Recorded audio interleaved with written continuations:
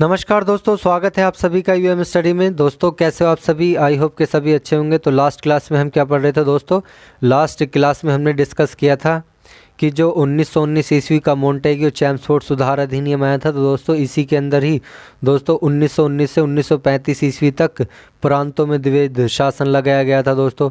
और प्रांतों में जैसे ही द्विवेद शासन लगाया गया तो दोस्तों इस द्विवेद शासन का हनन न हो, इसलिए ही एक साइमन कमीशन या साइमन आयोग का गठन किया गया था दोस्तों। और उसी के बाद दोस्तों क्या हुआ था कि भारत के अंदर मौलिक अधिकारों की मांग होनी शुरू हो गई थी। और सबसे पहले अगर मौलिक अधिकारों की मांग की बात की जाए तो मौलिक अधिकारों की सबसे पहले मांग किसने की थी? तो वो एनी बेसेंट ने की थी। और उसके बाद जब 1928 ईस्वी में नेहरू रिपोर्ट पेश की गई थी तो दोस्तों उसमें किसने की थी मौलिक अधिकारों की मांग? तो मोतीलाल नेहरू ने की थी। और दोस्तों 1930 ईस्वी में ही जैसे कांग्रेस का कराची अधिवेशन हुआ तो उसमें भी सरदार वल्लभ भाई पटेल ने मौलिक अधिकारों की मांग की थी। और दोस्तों जैसे ही फर्स्ट राउंड टेबल कॉन्फ्रेंस हुई, प्रथम गोलमेज सम्मेलन हुआ, तो उसमें कांग्रेस की तरफ से किसी ने भी पार्टिसिपेट नहीं किया था। लेकिन जैसे ही 1931 ईस्वी में द्वितीय गोलमेज सम्मेलन हुआ तो कांग्रेस की तरफ से दोस्तों किसने पार्टिसिपेट किया था? तो वो गांधी जी ने पार्टिसिपेट किया था। और गांधी जी ने द्वितीय गोलमेज सम्मेलन में भी दोस्तों किसकी मांग कर दी थी? वो मौलिक अधिकारों की मांग कर दी थी दोस्तों।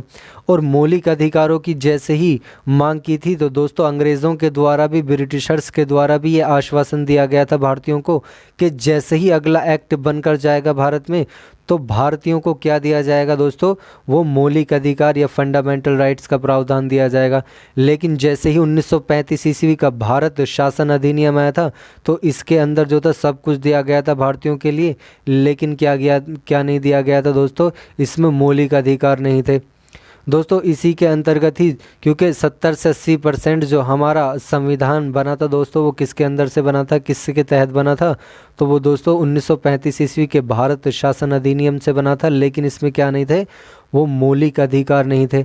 और इसके बाद दोस्तों मौलिक अधिकार तो यहाँ तक हो गए, लेकिन इसके बाद जो था कॉन्स्टिट्यूशनल असेंबली या संविधान सभा की मांग करनी शुरू कर दी दोस्तों भारतीयों ने। और अगर संविधान सभा की या कॉन्स्टिट्यूशनल असेंबली की बात की जाए दोस्तों, इसमें क्या करेंगे कि संविधान सभा की मांग, और संविधान सभा की मांग जो की थी वो सबसे पहले अगर बात की जाए तो सबसे पहले जो संविधान सभा की मांग की थी वो 1895 ईस्वी में जो संविधान सभा की मांग की गई थी वो दोस्तों किसके द्वारा की गई थी? वो तिलक के द्वारा की गई थी। और तिलक ने जो संविधान सभा की मांग की थी तो वो दोस्तों कैसी थी? ये एक मौखिक मांग थी दोस्तों, मौखिक या वर्बल मांग थी।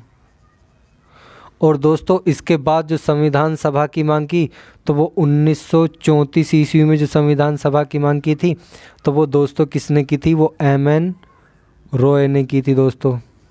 और एम.एन. रॉय ने जो संविधान सभा की मांग की थी तो ये एक ऑफिशियल या एक औपचारिक मांग थी या ऑफिशियल डिमांड थी दोस्तों, औपचारिक मांग थी दोस्तों। ये कब की गई थी? 1934 ईस्वी में की गई थी। और इससे ही क्वेश्चन बन सकता है कि अगर आपसे पूछा जाए कि संविधान सभा की मौखिक मांग किसने की थी तो वो किसने की थी? वो तिलक ने की थी 1895 ईस्वी में। और अगर पूछा जाए कि औपचारिक मांग करने वाला कौन था संविधान सभा की तो वो कौन था? एम.एन. रॉय। और 1935 ईस्वी में 1935 ईस्वी में जो संविधान सभा की मांग की थी तो वो दोस्तों किसके द्वारा की गई थी? वो कांग्रेस के द्वारा की गई थी। और उसके बाद जो 1936 ईस्वी में संविधान सभा की मांग की थी वो दोस्तों किसने की थी? वो दोस्तों पंडित जवाहरलाल नेहरू के द्वारा की गई थी, पंडित जवाहरलाल नेहरू के द्वारा की गई थी दोस्तों। और भारत के अंदर संविधान सभा की मांग तो पहले से ही चल रही थी लेकिन अंग्रेज़ नहीं मान रहे थे। लेकिन जैसे ही 1939 ईस्वी में द्वितीय विश्व युद्ध शुरू हुआ या सेकेंड वर्ल्ड वार शुरू हुआ तो दोस्तों अंग्रेज़ों को भारतीय सैनिकों की ज़रूरत पड़ी।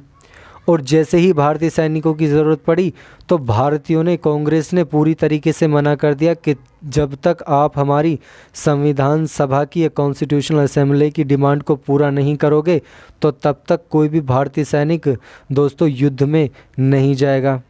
तो तभी भारत के अंदर एक ऑफ़र भेजा गया दोस्तों, जिसको क्या कहा जाता है? अगस्त ऑफ़र भेजा कहा जाता है। और अगस्त 1940 ईस्वी को ही दोस्तों क्या भेजा गया था? वो अगस्त ऑफ़र भेजा गया था। क्या गया भेजा गया था दोस्तों? अगस्त 1940 ईस्वी में ही भेजा गया था दोस्तों, अगस्त ऑफर।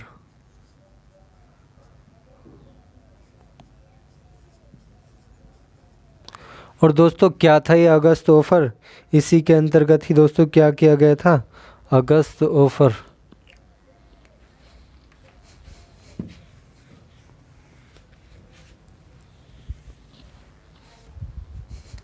तो दोस्तों अगस्त 1940 ईस्वी में ही दोस्तों क्या भेजा गया था? अगस्त ऑफर।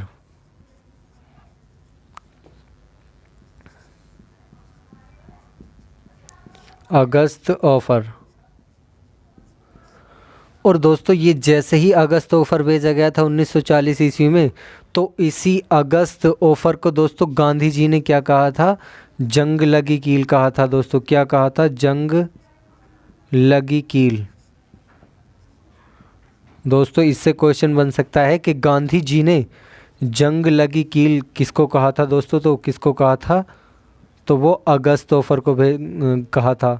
जो कौन सा ऑफर था? अगस्त 1940 ईस्वी में भेजा गया था। और इसके बाद 1940 ईस्वी में ही व्यक्तिगत सत्याग्रह चलाया गया। 1940 ईस्वी में दोस्तों क्या चलाया गया? व्यक्तिगत सत्याग्रह। और ये व्यक्तिगत सत्याग्रह चलाने वाले जो किसने किसने चलाया था? तो फर्स्ट होते वो कौन थे? विनोबा भावे। विनोबा भावे। और जो सेकंड थे जो अगस्त ऑफर को चलाने वाले, कौन थे वो दोस्तों? पंडित जवाहरलाल नेहरू। पंडित जवाहरलाल नेहरू। तो ये अगस्त ऑफर जो अगस्त 1940 ईस्वी में चलाया गया था, वो दोस्तों क्या चलाया गया था? वो अगस्त ऑफर चलाया गया था वो भारतीयों के द्वारा। लेकिन जो चलाने वाले थे वो कौन कौन थे? विनोबा भावे। और सेकंड कौन थे? पंडित जवाहरलाल नेहरू। लेकिन इसको भी क्या किया गया दोस्तों? जो अंग्रेज़ थे, तो अगस्त ऑफर को दोस्तों क्या कर दिया गया अंग्रेज़ों के द्वारा? इसको भी क्या नहीं किया गया? इसको एक्सेप्ट नहीं किया गया। इसको भी क्या कर दिया गया दोस्तों? रिजेक्ट कर दिया गया था दोस्तों। और सेकंड ऑफर जो आया था वो 1942 ईस्वी में आया था दोस्तों, क्रिप्स मिशन ऑफर। 1942 ईस्वी में ही अंग्रेज़ों के द्वारा एक और ऑफ़र भेजा गया था। तो वो दोस्तों क्या भेजा गया था? वो क्रिप्स मिशन ऑफ़र भेजा गया था। वो 1942 ईस्वी में ही आया दोस्तों, क्रिप्स मिशन ऑफ़र। और ये जो क्रिप्स मिशन ऑफ़र भेजा गया था, तो दोस्तों इसके अंतर्गत क्या था कि इसके अंतर्गत कहा था कि आप जो है अपनी संविधान सभा का निर्माण कीजिए, लेकिन उनमें जो मौलिक अधिकार दिए जाएंगे, जो भारतीयों को फंडामेंटल राइट्स या मौलिक अधिकार दिए जाएंगे, तो वो अंग्रेज़ों या ब्रिटिशर्स के अनुसार दिए जाएंगे। इस क्रिप्स मिशन ऑफ़र के अंतर्गत क्या था दोस्तों? यही था कि इन्होंने क्या कहा था अंग्रेज़ों ने कि उसमें फंडामेंटल राइट्स या मौलिक अधिकार जो दिए जाएंगे वो अंग्रेज़ों के हिसाब से दिए जाएंगे, और आप जो है अपनी संविधान सभा का जो है निर्माण करना शुरू कर दीजिए। तो दोस्तों इसको भी भारतीयों के द्वारा रिजेक्ट कर दिया गया था। और इसको भी गांधी जी ने क्या कहा था दोस्तों? गांधी जी ने कहा था इसको,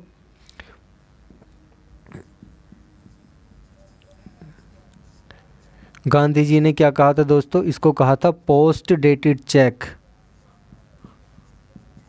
post dated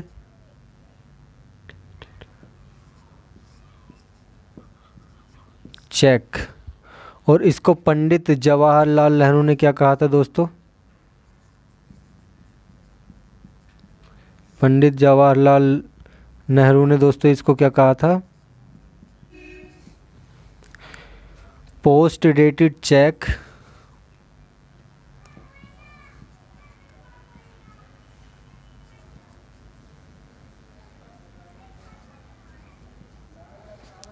of sinking bank.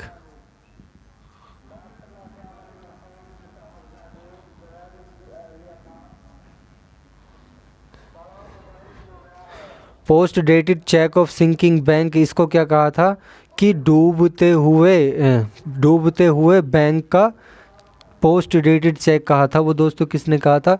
वो पंडित जवाहरलाल नेहरू ने कहा था।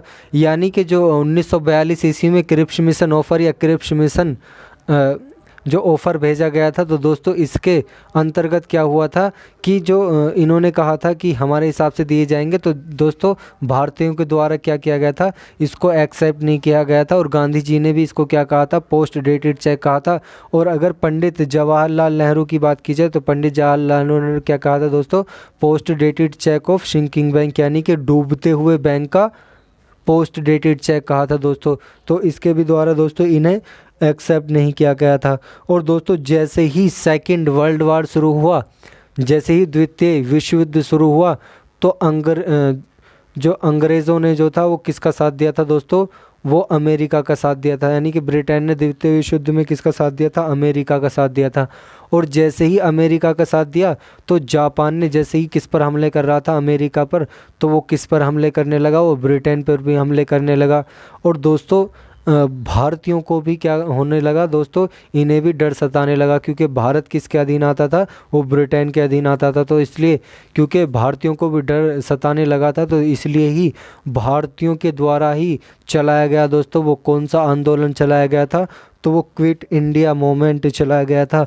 8 अगस्त 1942 ईस्वी में ही चला दोस्तों। क्या चला था? 8 अगस्त 1942 ईस्वी में ही दोस्तों क्या चलाया गया?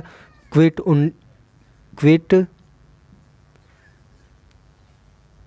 इंडिया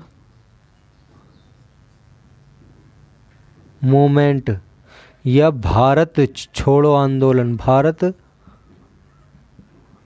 छोड़ो आंदोलन। दोस्तों क्विट इंडिया मूवमेंट या भारत छोड़ो आंदोलन जो चलाया गया था दोस्तों, किसके द्वारा चलाया गया था? वो भारतीयों के द्वारा चलाया गया था। और इसी को ही दोस्तों क्या कहा जाता है? क्विट इंडिया मूवमेंट या भारत छोड़ो आंदोलन को ही क्या कहा जाता है? इसी को ही कहा जाता है दोस्तों। क्या कहा जाता है? अगस्त क्रांति। अगर आपसे पूछा जाए कि अगस्त क्रांति किसको कहा जाता है दोस्तों, तो अगस्त क्रांति किसको कहा जाता है? जो क्विट इंडिया मूवमेंट या भारत छोड़ो आंदोलन है, तो इसको ही क्या कहा जाता है दोस्तों? अगस्त क्रांति कहा जाता है। अगस्त क्रांति कब चली थी? 8 अगस्त 1942 ईस्वी में ही चली थी दोस्तों। और 6 अगस्त 1945 ईस्वी को हिरोशिमा और 9 अगस्त 1945 ईस्वी को ही नागासाकी पर, क्योंकि जो ब्रिटेन था तो उसने किस पर हमले कर दिए थे? वो जो था दोस्तों आपस में द्वितीय विश्व युद्ध जब शुरू हुआ था, तो दोस्तों में क्या हो गया था? ये चलने लगे थे। और तभी तो दोस्तों 6 अगस्त 1945 ईस्वी को हिरोशिमा और 9 अगस्त 1945 ईस्वी को नागासाकी दोस्तों जापान के प्रसिद्ध शहर हिरोशिमा और नागासाकी पर अमेरिका द्वारा दोस्तों क्या किया गया था? परमाणु हमला, परमाणु बम जैसे ही गिराए गए थे। तो दोस्तों जैसे ही गिराए गए थे तो इसने जापान के अंदर इतनी तबाही मचाई दोस्तों कि उसके 6ठे दिन ही बाद क्या हुआ दोस्तों?